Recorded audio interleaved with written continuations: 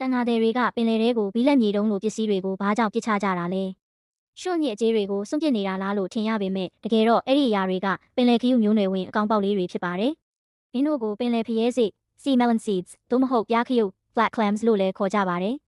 နှစ်စဉ်ဧပြီလလောက်မှာတန်ငါသည်တွေကဒီအကောင်ပေါက်လေးတွေကိုကမ်းရိုးတန်းအနီးရေတိမ်ပိုင်းတွေထဲလွှတ်ပေးကြပါတယ်